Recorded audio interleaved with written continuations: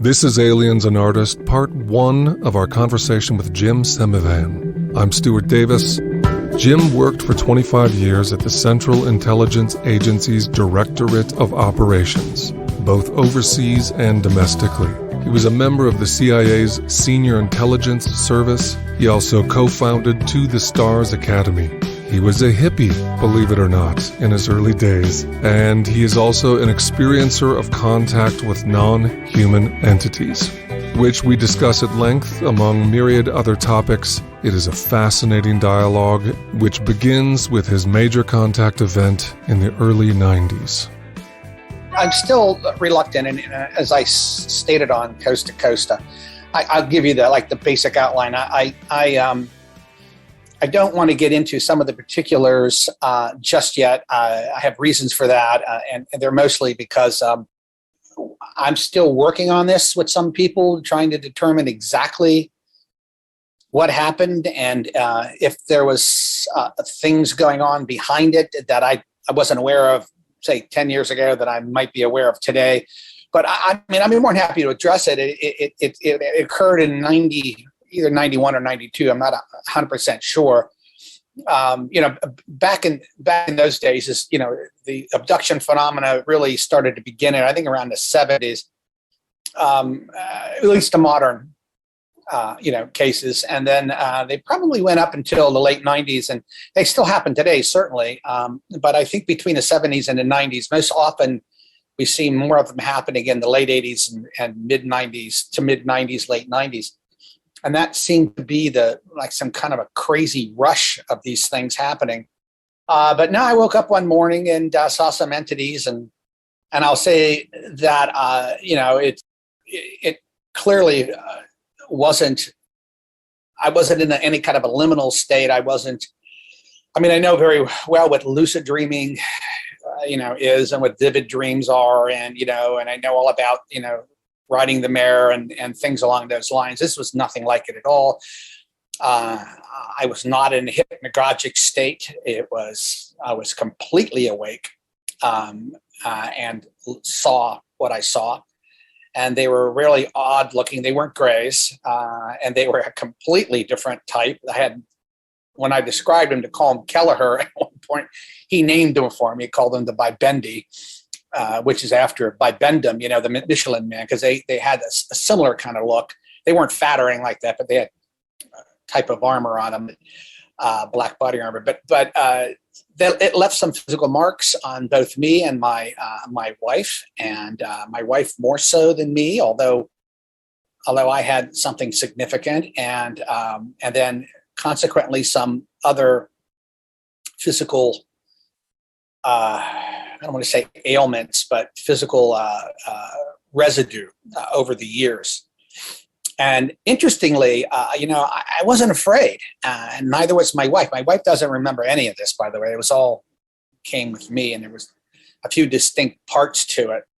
There was an entity present towards the end that seemed to be with us, which was very odd. And, after speaking with you at our little conference we had out west, it could very well have been a mantid. I don't know, or a tall gray, one of the two. I could never see it. It was just behind me. I sort of got the feeling it was behind me. But nevertheless, I'm one of those guys that kept files, medical files. And ever since I got married, I had my wife's medical file and my medical file, and I kept them all. And after this had happened, we had what Robert Hastings, UFOs and Nukes fame, like to call them meh response. I was like, what are you going to do with this? I don't know what the hell to do with this. And we just sort of let it go. We had friends of ours come over, some in the medical field. And, my wife had an implant, it looked like an implant. It certainly came out of her face. And I'll let it go with that. And we had them look at it, and nobody could figure out what it was. But it wasn't until later on when I ran into John Alexander at a conference, an energy conference up in New York, energy healing conference up in New York. I recognized him, and we got to chatting, and then John came down and visited us at our house, and then he interviewed us and filmed my wife and I. So that led to Hal Puthoff and Jacques Vallée and then and a whole host of things happening after that. People coming to our house, and we became part of a program studying this, other intelligence and military officials and stuff. So it was very real. I look at it as real. I don't call it an abduction experience, only because I don't know exactly what happened. A classic experience. It was close to it. I had a lot of the certain themes of a classic abduction experience, but it wasn't as I wouldn't say frightening as it was intimidating to a certain extent. And it did. It's funny. You asked me a question, or you sent me a question on an email, and you said, "How has that changed? Has that changed you in any way?" And initially, I would have said no, but then when I thought about it, I said, "Yeah, it is." I was very angry, not when it first happened, but when I learned about it and what it actually could have been. Then I became very angry. I looked at it as a human rights violation, and then I sort of, I don't know, I was like tempered. It just didn't hit me. It didn't make any major changes in me. I mean, like most abduction experiences do, people after a few years, change the way they view life and their outlook. I've always had the same outlook, always been reasonably spiritual. And so it didn't give me any knowledge except the knowledge of this particular incident and what it may mean. So maybe there is something, I guess. I don't know. Certainly got me talking about it later on, recently, actually. Yeah, which I'm going to ask about, but for the moment, I feel like it's emotionally powerful. This anger piece you've had. When we were hanging out in California, we talked a good bit about agency, autonomy, the human being as a sovereign soul, and I'm wondering how your anger factors in your experience. How has that part of it aged for you? Decades have transpired since the event. Has that emotional element around sovereignty modulated over time? It's funny. It's an excellent question. It really is. And I know a lot of people who went through an abduction experience, all of them certainly, but a lot of them, it really has transformed their lives. My good friend, my dear friend, Chris Bledsoe, it's made, a huge difference in his life. He has become this. Well, he always was, I think, a deeply religious man. I think now he's a very deeply spiritual man. He has healing qualities. He just absolutely lovely. And he credits the experience he had, which if you ever heard it in great detail, it was harrowing to say the least. In my particular case, I still retain, and maybe, and I'm not sure whether this is good or bad, but I still retain a degree of anger about it. Anger in the sense that I wasn't asked. I didn't sign up for this. Now I know some people say, well, in another lifetime you may have done that. Well, that may be the case. I don't know. But as far as I know, I mean, the contract has changed. I mean, I didn't want this to happen. I certainly didn't want it to happen to my wife. And it did take a toll on her. And so I sort of look at this and I quite change that. And this whole idea of sovereignty, it's a very big issue, and it's an issue not only on a person to person, individual sense, where somebody violated what you consider to be, your autonomy and your sovereignty over your body, over the way you live your life. And then if you can even move that up a little bit and talk about sovereignty in the government itself or the world, how the world views itself, and that we're not really in charge of our reality and who we are, and that decisions we make aren't really made by us. They're maybe possibly made by somebody else, or at least guided by somebody else. That is it's pretty scary when you think about it, that we're really not in control.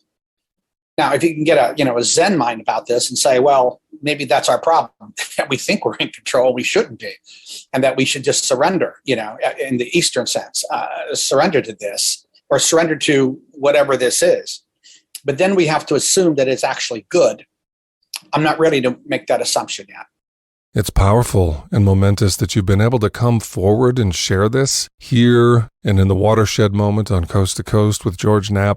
I think a lot of people are wondering some natural questions. Why did you decide to go public? What were the determining factors in you being able to do so? There's a widespread notion publicly that it's not possible for a person such as yourself to go public unless it's sanctioned by authorities, by the agency. So how were you able to come forward, and are our assumptions about the agency you worked for even true? Is it a false narrative we've developed about former operatives and agents being able to speak freely? That's a bundle of questions, I understand.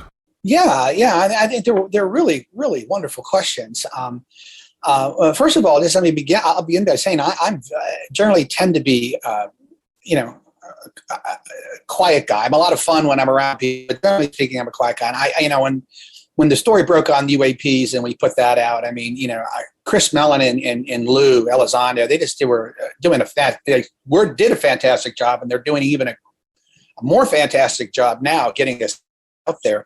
And Tom DeLong was doing that too. And I personally felt that, there was no need for another voice in this. I mean, they were saying essentially what needed to be said, and to the right people. I did my own speaking to people in the intelligence community at a relatively high level on this topic, letting them know what was going to be happening and what we're going to do when we don't discuss classified information. They were fine with that. They were perfectly fine with that.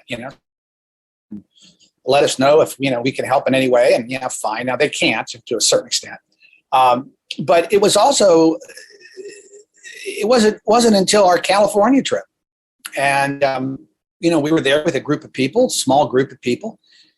Fascinating people, and I include you in that. I was really sort of bowled over by the intelligence there. I mean, it was just amazing. And then it was through conversations I had actually with Mr. Lieber, of all people, and I say that only because I don't know Whitley very well, but he just made so much sense, and he was chatting about this topic to discuss it and to get it out there. And something just struck with me.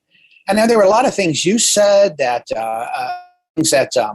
Jeff said, and this was Jeff Kripal we're referring to, and that it really sort of hit home with me. And I said, maybe I shouldn't worry about this so much and just get an outline out there and talk about it. And I never saw myself as being important in any way, and whether this would actually make a difference one way or the other. Some people think that's the case, but nevertheless, eventually I will come out with this, but I can't come out with it right now. I'm still looking into some things with some people in the government and trying to make sense of this.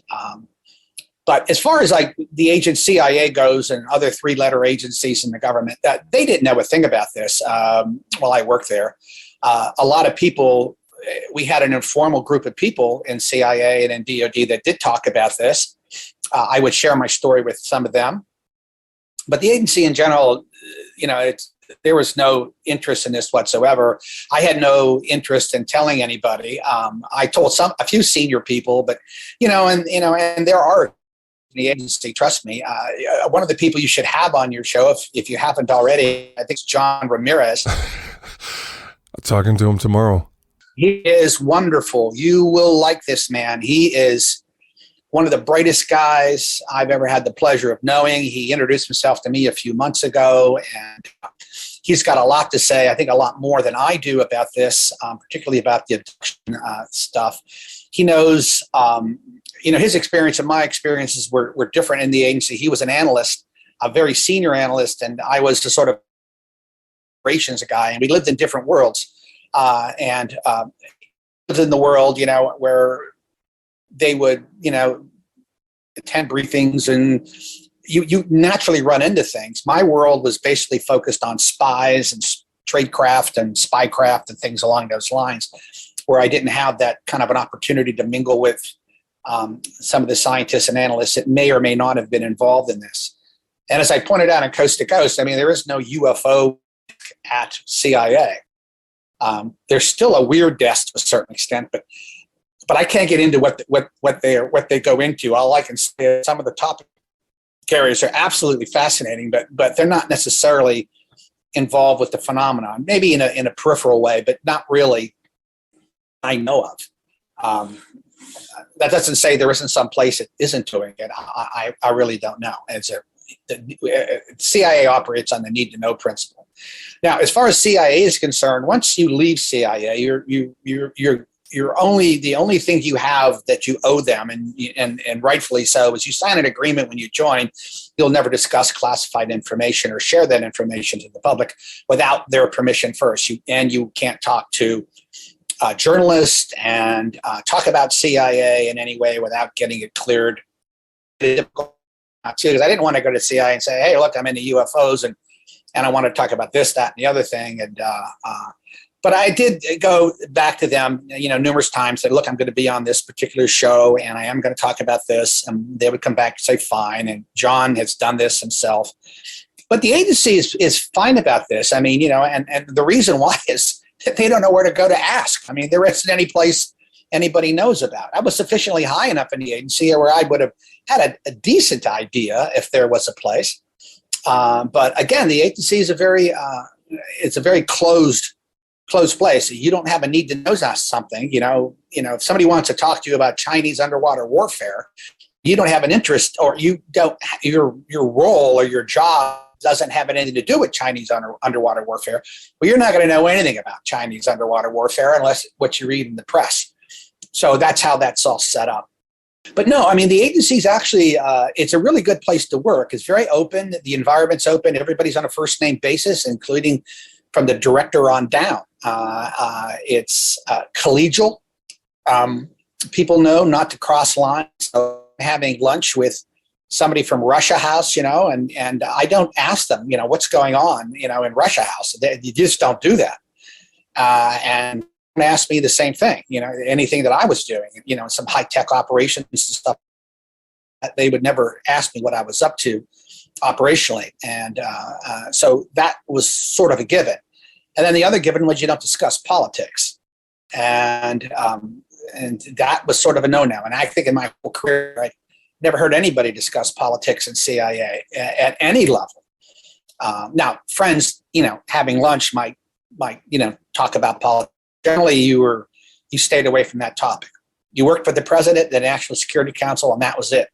Democrat, Republican didn't make a damn bit of difference. You just did your job. So it's a nice link to this facet in the CIA or agencies in general, which is around what experiencers can do to seek help if they're employed in one of these highly sensitive roles. If you happen to be a CIA operative and you're also an experiencer, what are the resources for people who find themselves in that unique coupling yourself with an interesting combination of anomalous experiences and a position of great sensitivity? What can be done for someone who finds themselves in that scenario? Well, yeah, that's a very good question. Let me answer it this way. In CIA, you go through, before you join, you go through an incredible amount of testing. Normal testing, math, science, English, and you standardize tests. They're equivalent, like the sort of grad school kind of thing, and then you have a lot of psychological testing. So they can see how you would fit. And each area if you're in, the operational side like I was, you sort of have to fit a psychological mold in there. And that's mainly because they don't, they're going to spend a lot of money training you, and they don't want you to have somebody in there and then a year or two quit because they couldn't keep up, either intellectually or physically. With the demands of the job. So they've honed this pretty well. So when you get into CIA, you're pretty much a solid individual, reasonable, you don't have any psychopathologies or anything. And I mean, you could be depressed or something like that. That's perfectly fine. They just treat that. It'll help you treat that. They also have, a great employee assistance program. that if you develop, a drug habit or you develop an alcohol habit, there's absolutely no fear for your career. You go in and you get it fixed, and they will take care of it. Now, third time's a charm. I mean, like with anything, if they give you, like 3 chances, and then the third time around, if you can't pull it together, then they'll ask you to leave. But they'll always help you find a nice, a job afterwards or something going on. They don't want you to leave unhappy. So they're very, very open-minded about all this kind of stuff.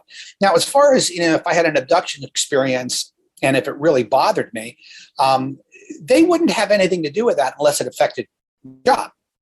So, so if I came to work every day and I was doing my job and it was perfectly fine, they wouldn't have a need to know. But if I felt like I had to unburden myself to them, I don't think I'd have any problem at all going and telling them, look, I had this really strange thing happen to me, and this is what happened. Because they're coming from the basis that, look, has Jim experienced a psychotic break of any time?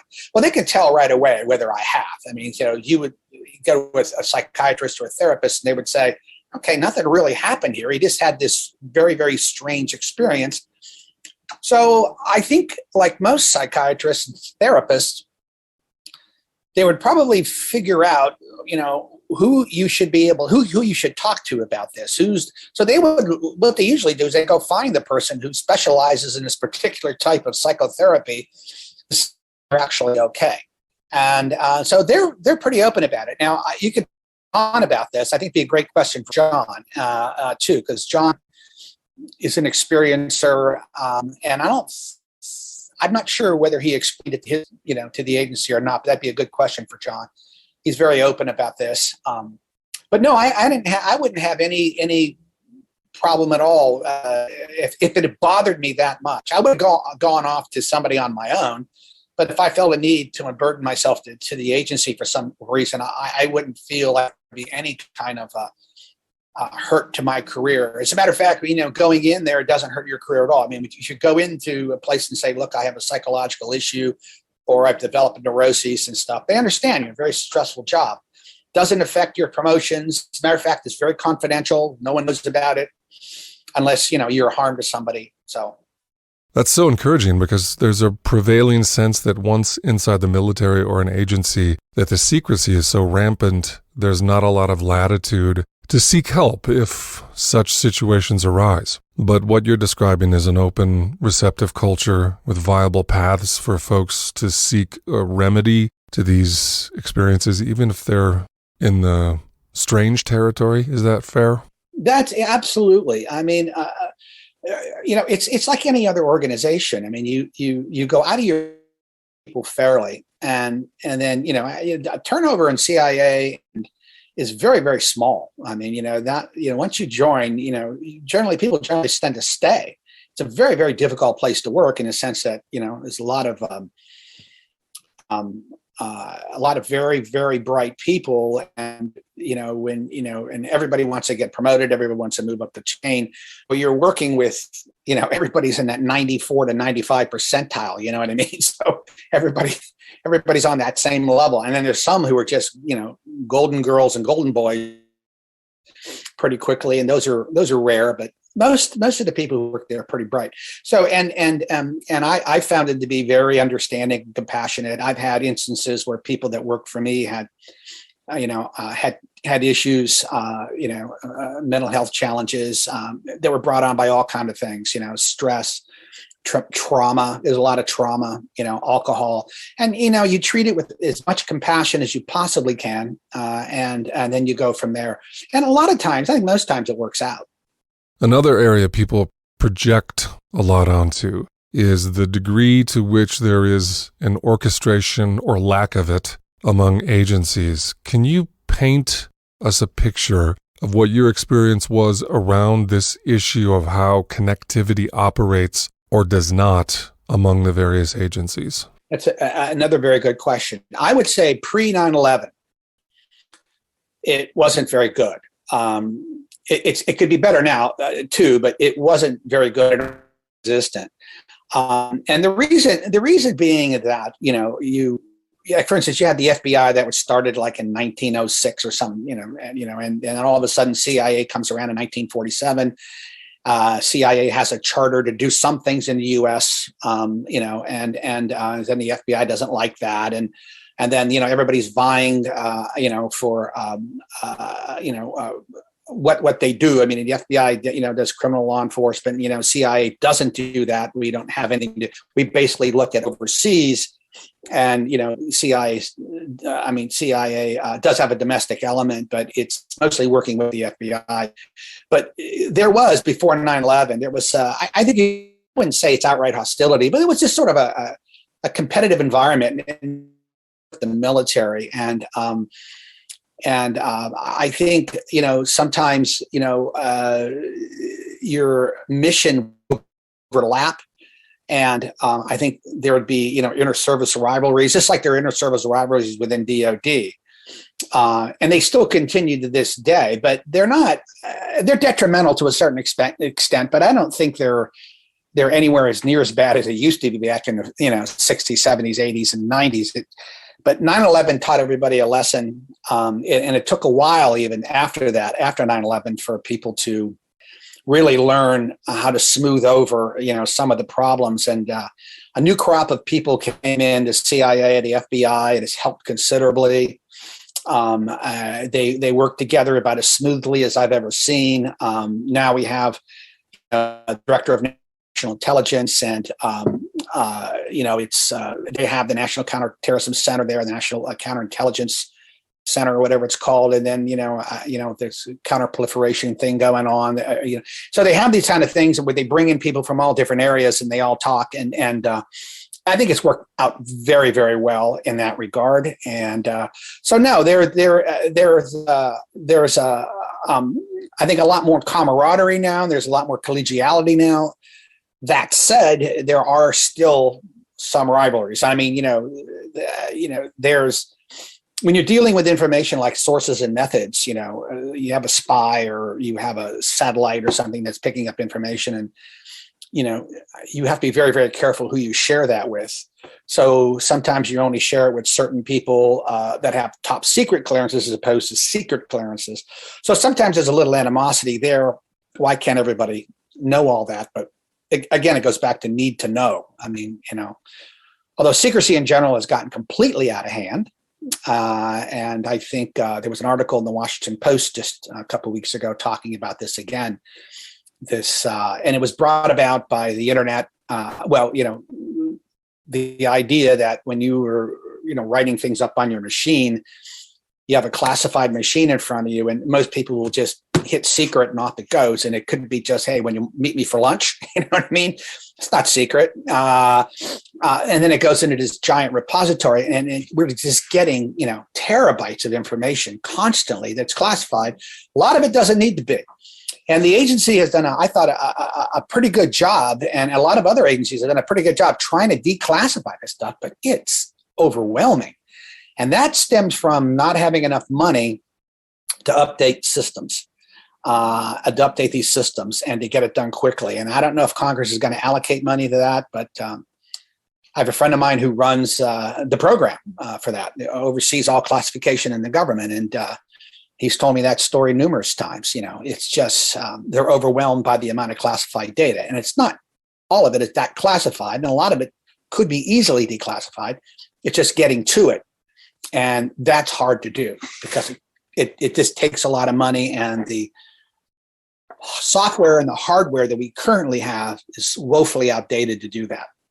Interesting part of the puzzle. Simple pieces of infrastructure, the inertia of antiquated systems that have been in place for decades that haven't received funding for an update. I wonder how much of what we imagine to be some conspiracy that the agencies have this enchanted chamber where all the secrets are held. I wonder if you'd contrast that with the day-to-day reality of gargantuan, outdated infrastructure, lack of resources, and antiquated systems. What can be said about our confusing or conflating these things? No, but that's again another wonderful point to bring up. The government is, and just like our general infrastructure in the States, bridges collapse and need roads need to be fixed. Well, you have this infrastructure within the government too that constantly needs to be updated, looked at, and updated. Technology is moving so quickly that it's overwhelming to a lot of organizations, particularly organizations that tend to be bureaucratic. And I don't mean that in a negative way, although it does have some negative connotations to it. It's just that you develop systems over a period of time that you know work. And you do that through trial and error. And then you have the system situated. And then all of a sudden, the system's going on for 10 or 15 years. And then it looks like the system really needs to be updated. And you sort of know it needs to be updated. But then you figure, well, it's going to cost, $30 million or $50 million to update this system. And then you go to the powers that be and they said, could we ask Congress for that? And Congress says, no, the budget's going to be cut this year, so you're not going to get that amount of money. So you rack what they call rack them and stack them. You look at it and what are the most important things that we need to do? And it's always going to be mission, right? It's always going to be protection of the United States. Infrastructure takes a back seat. Administrative areas take a back seat. And that's what happens, in our current infrastructure problems in the United States. All these other things take back seats. So what happens is you get this buildup, and you need to go in there, every 30 years and clean the place up and get rid of the outdated modalities and put in something new and fresh. Is very, very easy to say, very, very hard to do in the government, particularly in governments that have these entrenched bureaucracies. So, yeah, I just don't see any conspiracy at all. I have, what I've seen was, areas, and this is what, causes the big problem back in the 1940s when the military and CIA decided, look, we can't have, our names associated with, UFO phenomena and what have you, because it'll panic people. And they were afraid of, Soviet disinformation, which Soviets are very good at. And they still are. The Russians are very good at this. And they were also afraid of our telecommunication lines being jammed. Those were very, very real concerns. So they developed this idea of like, well, we'll just basically call everybody a weirdo who basically talks about this. And we'll ask the media and maybe Hollywood to sort of join in and sort of poo-poo this kind of stuff because this is really maybe problematic for us. And, don't forget, we were you're too young for this, but I remember very, very clearly, the duck and cover drills back in the 50s, we were, and that went into well into the 60s, and this fear of nuclear annihilation. And it was something you lived with. And so it was very real. And, communists, infiltrating the government, things along the lines, whether that was true or not, to the extent people say they were, I don't believe it now, but hindsight's always 20/20. But when you look at that, and then it just became entrenched. I don't think it was an official government policy that we, downplay UFOs, but it just sort of picked up some steam of its own, and it became what David Huffer, this folklorist, calls a tradition of disbelief. You just pick up these negative thoughts about something, and they may not be true, but it keeps carrying on generation after generation. And then, up until recently, I remember when we had the videos come out, on the New York Times and what have you, there were still people, green hat, little green men, tinfoil hat kind of stuff. You don't see very much of that anymore. And the last couple of years, just don't. It's accepted now. The reality is accepted by a lot of people that these things are real.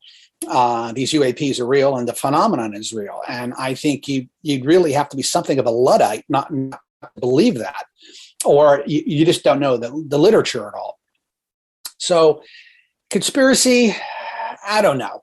There might be an angle here, a conspiratorial angle, around the military-industrial complex after World War II. We never had a military-industrial complex, so we didn't need one. And it wasn't until World War II we found out how far the Germans had gone ahead of us in some areas. I think that worried everybody. We knew we were then going to be in a hot Cold War with the Soviet Union. Everybody was developing jet engines. They were working on all kinds of different technologies. And the only way you can do that is these organizations like, private organizations, defense contractors basically sort of set that up. They worked specifically with the military, and then that's how the military-industrial complex came about. And that's what Eisenhower warned about. He said, look, this is a whole new situation, this blending of the military and the private sector that we have never seen before in our country. And it's absorbing a lot of money, all right, because the defense industry just started growing and growing and growing, where it never really did before. It was a very small part of our GDP. Now it's a nice chunk of our GDP. And well, how do you get out of that? Well, technology is moving so quickly forward. It's like a self-licking ice cream cone. You throw money into something, and then new stuff comes out of it, and then more money gets thrown in, and then you have this thing going. So you have the UAP issue, which nobody wanted because it was a hot potato. Nobody had any answers to it. They knew it was real. What the hell do you do with it? I mean, you can throw millions and millions of dollars at it and still come up with nothing. But yet you got to answer to Congress. And when they tell you, what is that $20 million I gave you to look into UAPs, and you say, or UFOs, and you say, well, we've been looking, for the last 5 years, and we sort of think it might be this, but we really don't know. And they'll look at that, and the next time the budget comes around, well, do we put more towards North Korea or, Russia, or do we put more towards China, or do we give to UAPs, which doesn't look like we're going to get any further down the road with this thing now, because our understanding of this potential technology, whatever this technology is, if it's even a technology, we'll never understand it is a little beyond our ken. Just gets away from you very, very quickly. And and having worked for the government for so long, this whole idea of a group, a cabal of people sitting at the top somewhere, smoking cigars, behind, closed doors, and talking about, whether or not, they're meeting aliens and all this kind of stuff. That to me, just, it doesn't make any with the government that I know. And they're mostly because things change fast. I mean, there's new CEOs of new corporations constantly. Their upper echelons are changing. The military is changing. The intelligence community is changing. You would have to brief people upon people upon people over the last 70 or 80 years. I mean, and nobody's leaked anything. No, that doesn't sound right to me at all. And but having said that, is there a group of people that changes every so often that are in charge of sort of looking at this and trying to figure out what it is? I don't know for sure, but I will tell you that I would think that there is. You certainly can't have generals in the military in 1947 coming out and saying, this is real, we don't know what it is. We already had a Pearl Harbor 6 years before. We do not want another one. So what are you going to do? Everything in your power to figure out what this is. So you're going to start a program. It's not going to be a public program, and it's not going to be something that you can share with anybody, because tell a friend, tell an enemy. So it's going to be classified, and and you're going to work at this until you find out what it is. And so, is there some kind of super secret government organization? I'd be shocked if there wasn't. This brings up the black world and what you're relating, what move do you make if you don't have a good move to make? The perennial bind, the intergovernmental ontological chess game in which we've got high strangeness, some towering enigmas, and then that's alongside nuts and bolts stuff. What move does one make in that scenario? Richard Dolan and others have suspected a lot of this stuff has been moved to private corporations, etc., organizations that cannot be audited or interrogated by the government. Do you have a sense of this purported trend over the decades? Craft, entities, tech being shifted to the unauditable black world? And does this complicate matters for organizations like the CIA when it comes to UFOs, UAP, etc.? Yeah, it's a complicated issue. Let's look at it this way. I mean, try to look at it simplistically, because that's generally how the government works. I mean, the government is going to find the easiest and best solution to a problem. So let's say, the government is proactive and reactive, but it's mostly reactive. So if I'll give you an example before I answer the question in general, we found out, for instance, that the Soviet Union was looking into, psychological, psychical, phenomena, things like clairvoyance, telepathy, psychokinesis, things along those lines, and had been doing that since the 20s, 30s, 40s. And when we find that out, you say to yourself, if you're, an intelligence analyst or defense intelligence analyst, how far have they gone and why are they doing this? Why would the Soviet military be focusing on this? Well, you can imagine what the answers are. Well, they're trying to create a super soldier. They're trying to create, a way to brainwash people. They're trying to create a new technology based on these psi, elements. So you say, well, okay, we better figure that out. We can't let them get an advantage over us. Then you go ahead and you look into it and you're trying to basically find out what they're up to and they're trying to find out what you're up to, and everything is classified and off it rolls. Stargate program, that Hal Puthoff started basically began with that.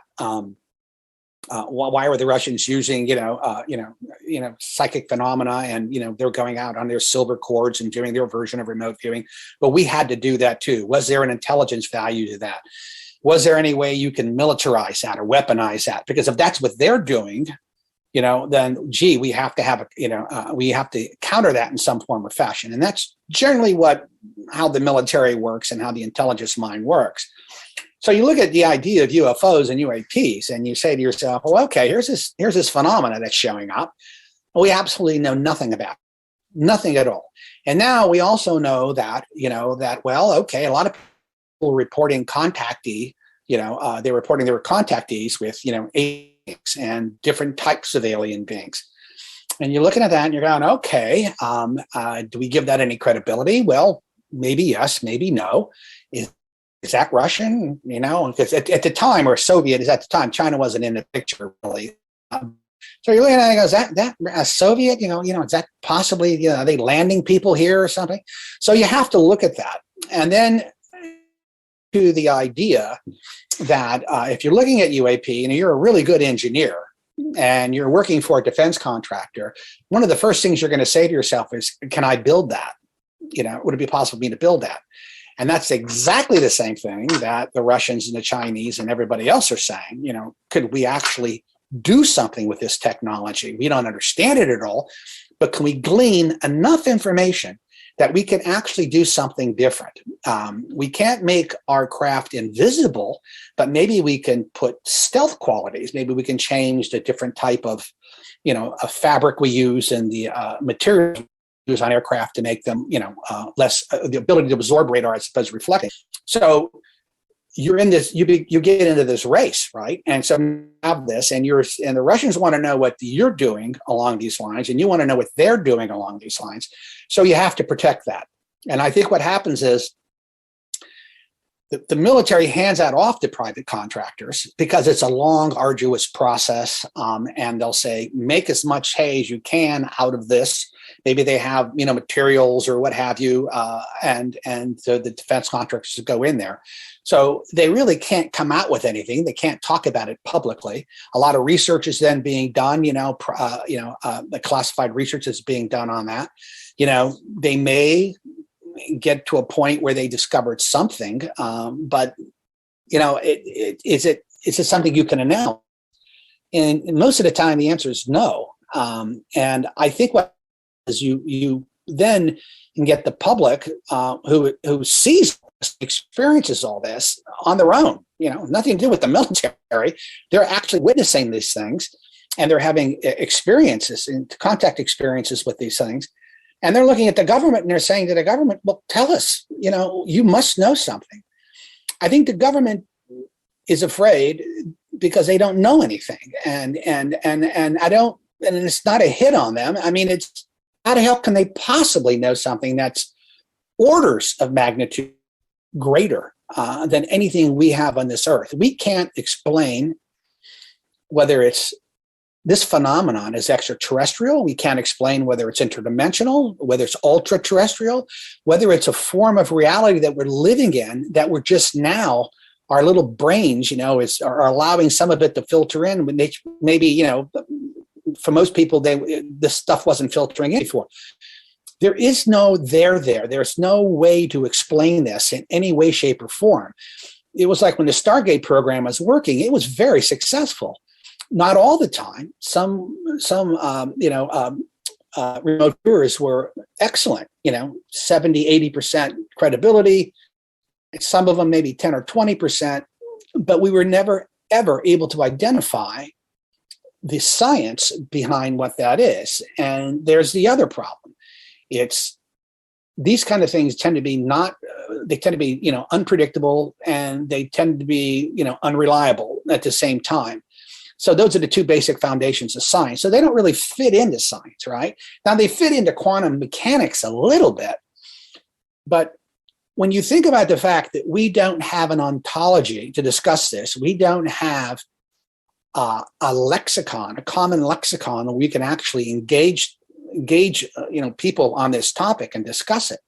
We're discussing something so ephemeral, so nebulous, so amorphous, it just defies description. So people say, well, why can't the military or why can't the intelligence agencies come out and tell us what they have? My personal opinion is, I think they have some things, and I think they understand a little bit about some things, but for the most part, they haven't a clue.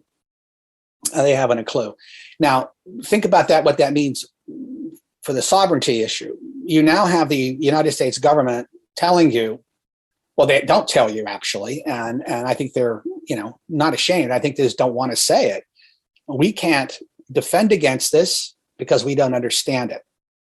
And this is way beyond our ken, and it may be way beyond our ken for, hundreds and hundreds of years, if not another millennia or two. That's a lot to think about. So I like to give the government the benefit of the doubt. I mean, they do a lot of dumb things, and we can point them out. They make stupid mistakes, but in some cases, they're right on the money. They've done a great job of protecting us, protecting this country, and I think even the world, particularly the modern, version in the last 70 or 80 years. So I like to give them the benefit of the doubt. Is something going on? Possibility, but I haven't seen any indication of that, where it's some kind of, like I said, major cabal or conspiratorial stuff going on. I mean, and the other thing is too, let's just say, for the sake of argument, the government has met with alien beings. How would you announce that? I don't, I think there have been, I know for a fact that there have been groups of people who discuss this with the government and have been for a while. What do we do? Do we announce this or not announce this? If it were true, I'm speaking hypothetically here. And the answer always comes up, no, we can't do that. And part of it is because I think the psychological fabric that we live in, people who like us who have been experiencers and know this topic, and we've gotten used to it, even though it might have been incredibly frightening in the beginning, but we've gotten used to it. So you sort of live with it and you sort of understand it a little bit more, and you're not as jarred by it. But I think coming out and just laying it out for the world to listen to might be a bit much. People always say, "Oh, we're ready for it." Well, maybe not. And I'm not,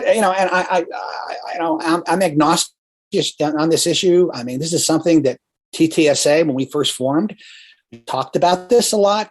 Are we going to open that box, that Pandora's box?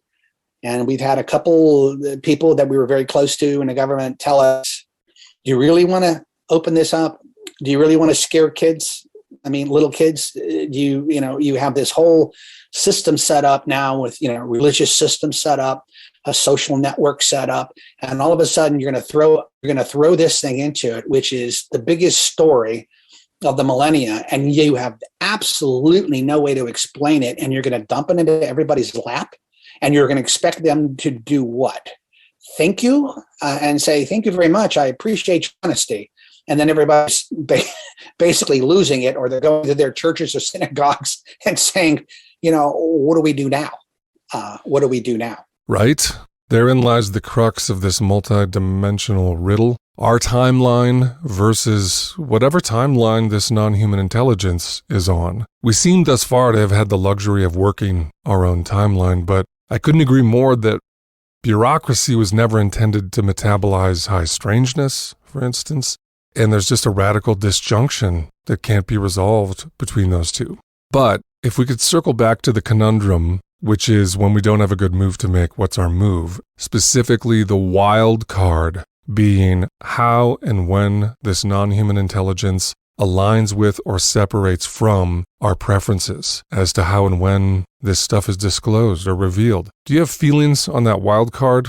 What we've been talking about is mostly the stuff in our purview as human beings, and thus far we've been allowed by this non-human intelligence, ostensibly, to maintain our equilibrium collectively, socially. It hasn't been radically disrupted.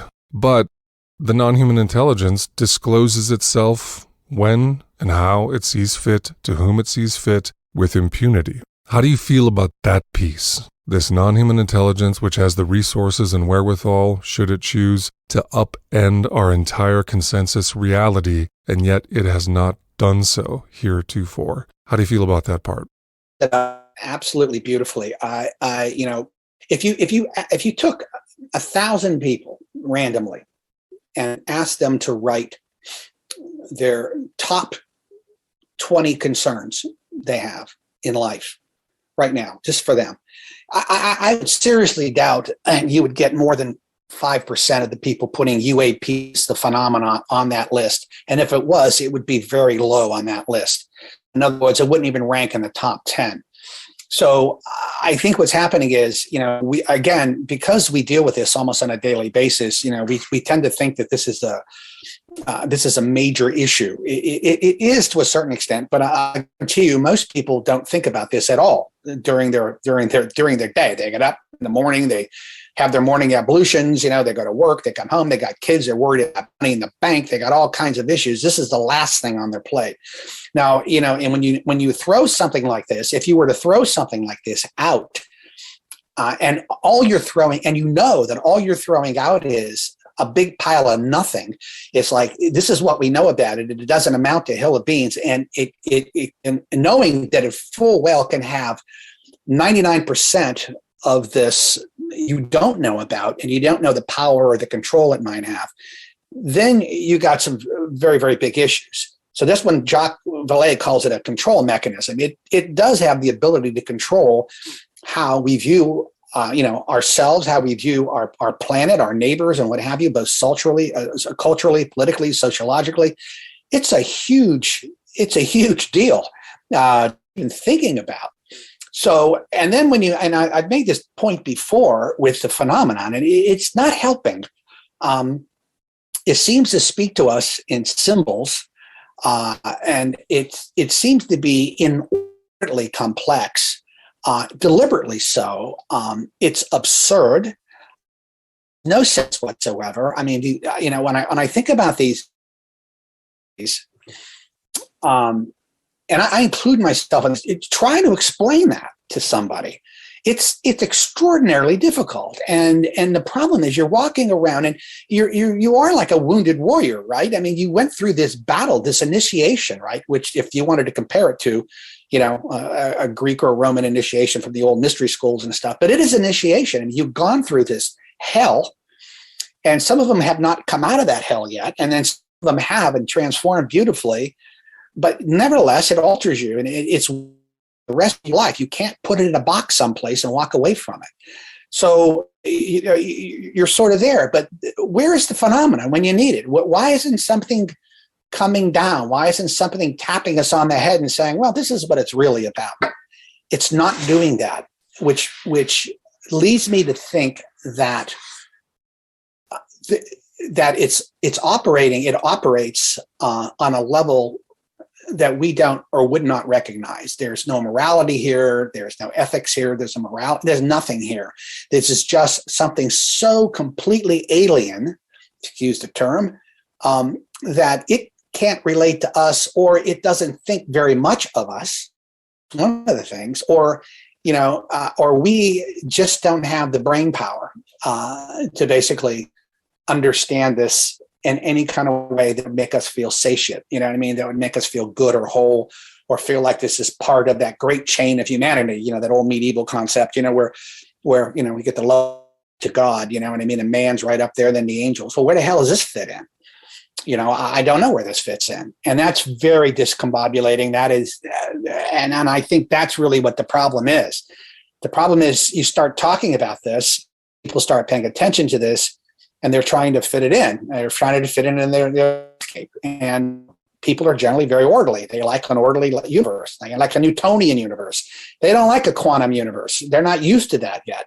You know, where reality is basically dictated by the observer. My Lord, you know, what does that mean? Is the world based on intentions? You know, that if I intend something, that's reality changing. You know, is that going to change? I don't know. It's an extraordinarily difficult concept to grasp and understand, and asking us, you know, to get to that point is very hard. But yet, we've experienced it, right?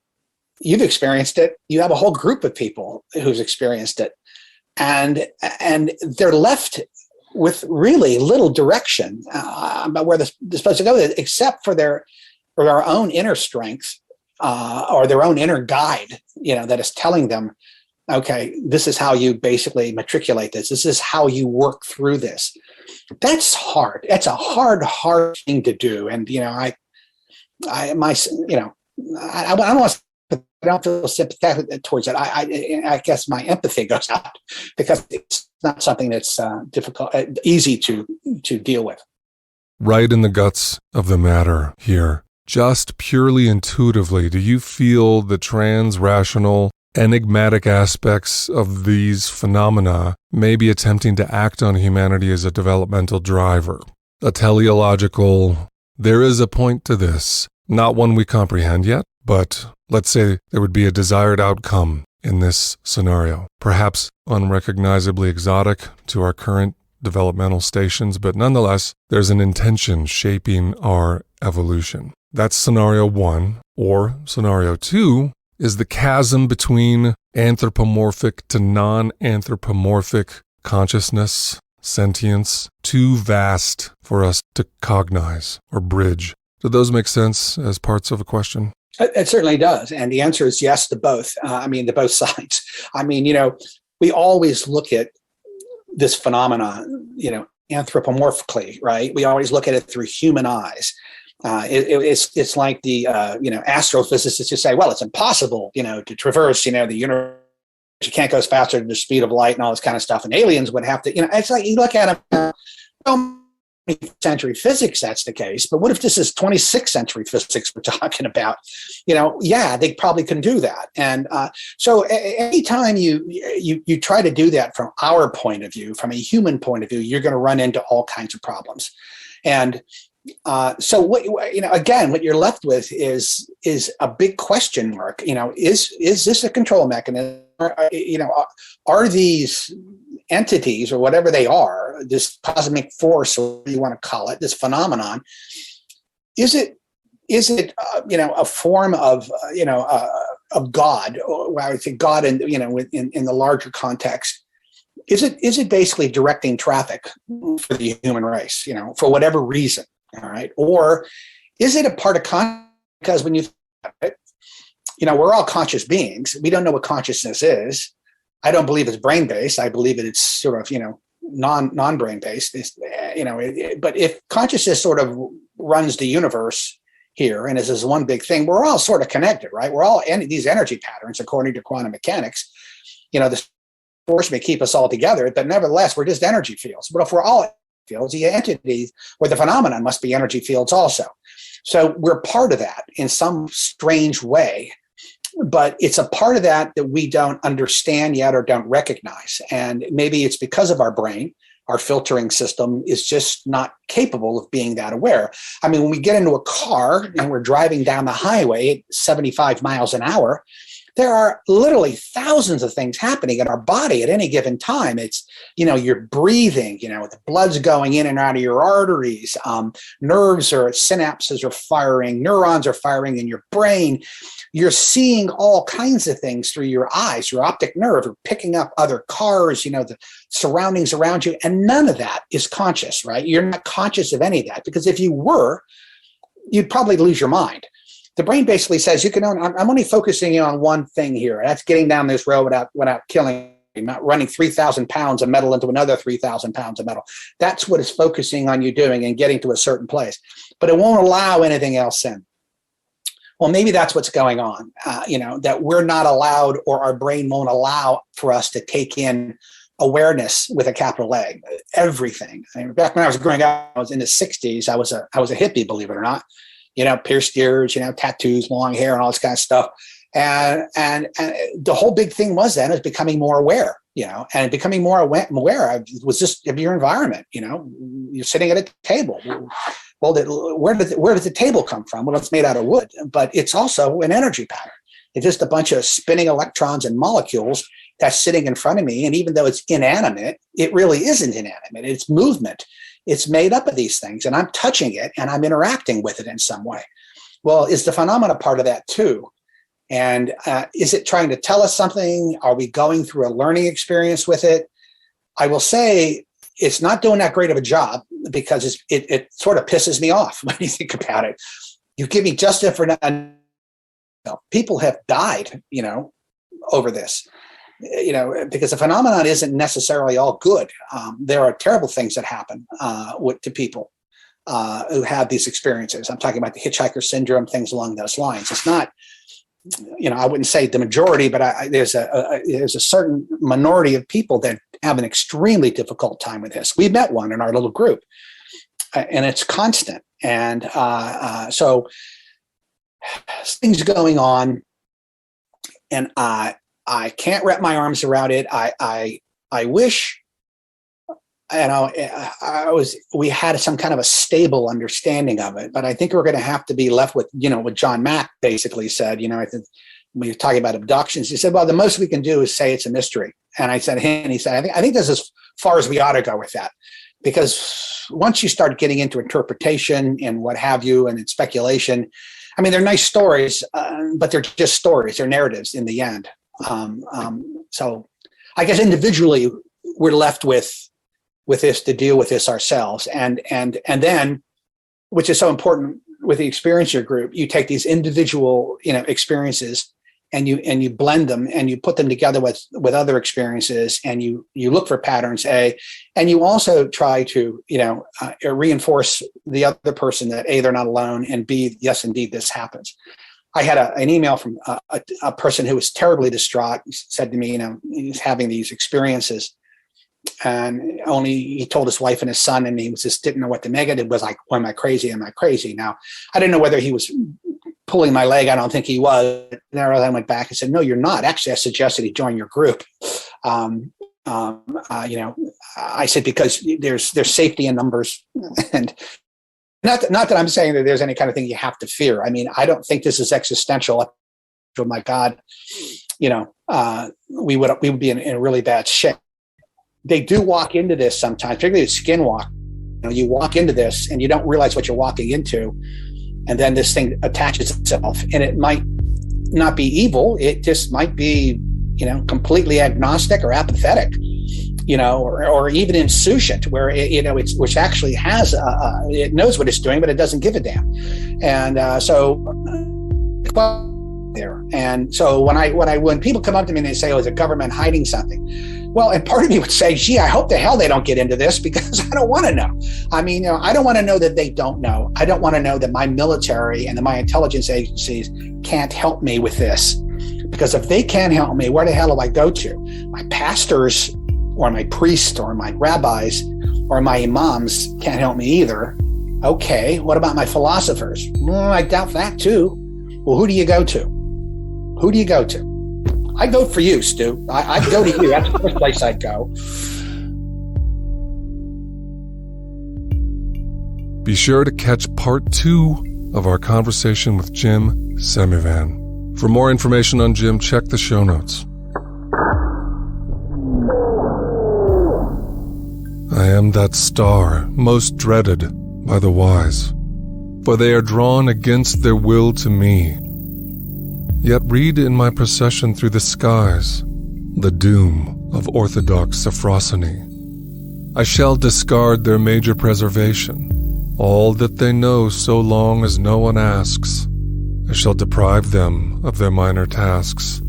In free and legal households of sensation, of money, picnics, beer, sanitation, beware all those who follow me are led on to that glassy mountain where are no footholds for logic, to that bridge of dread where knowledge but increases vertigo.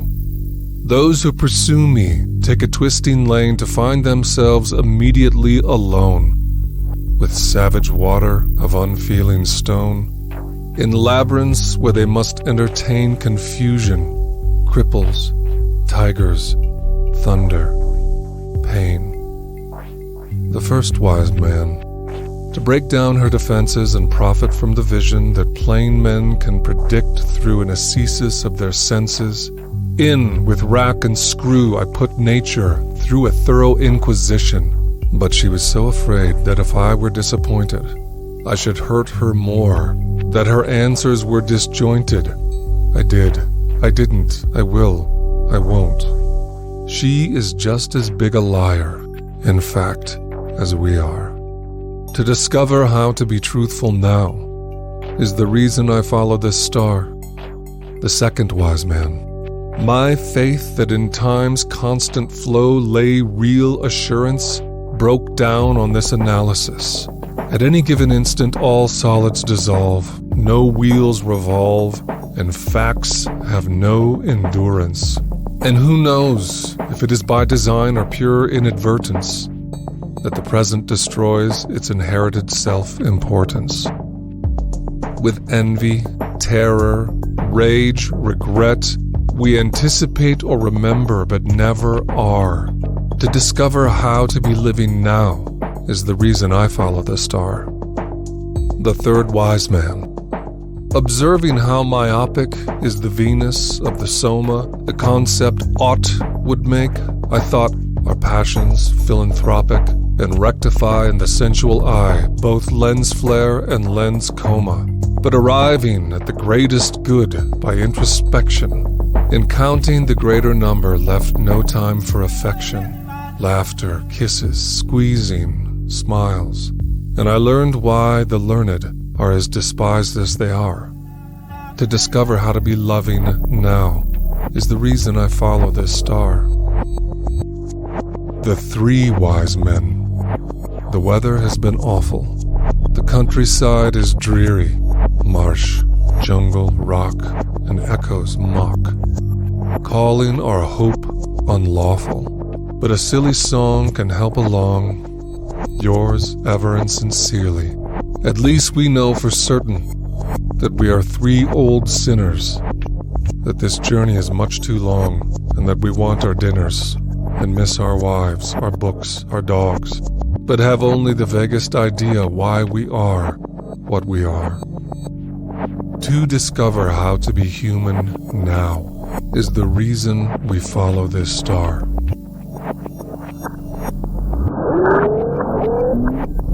That is for the time being.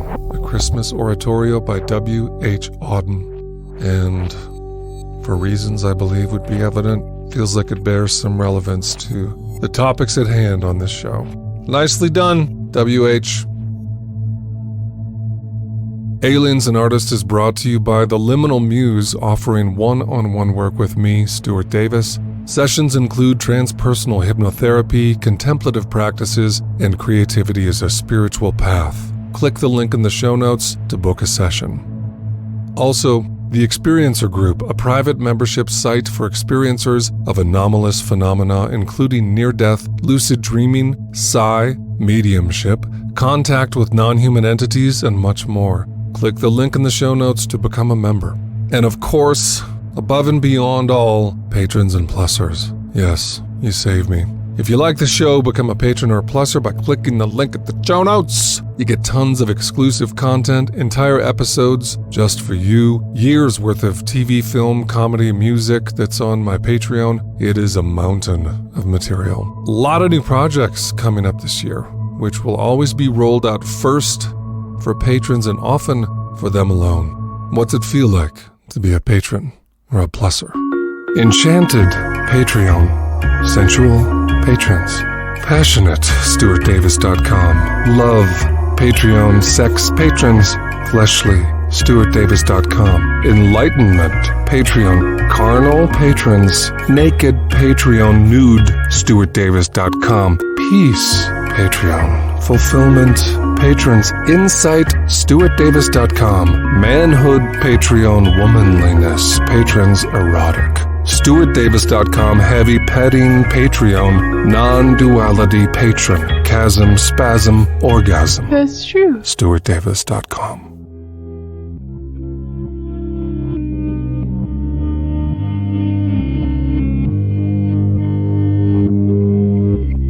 One.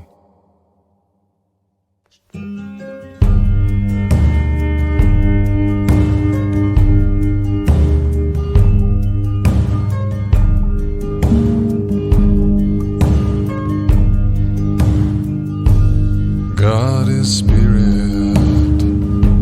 Spirit is everything, even the devil.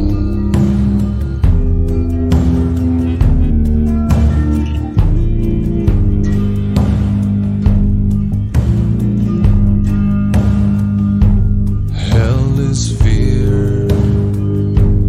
What to do? You're not in it, it's in you.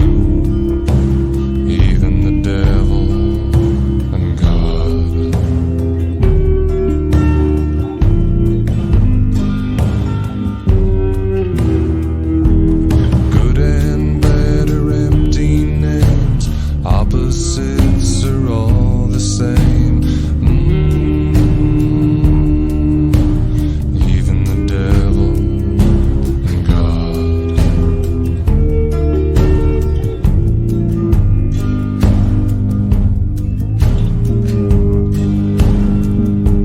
Joy and pain, Siamese twins, sharing a brain. God is spirit.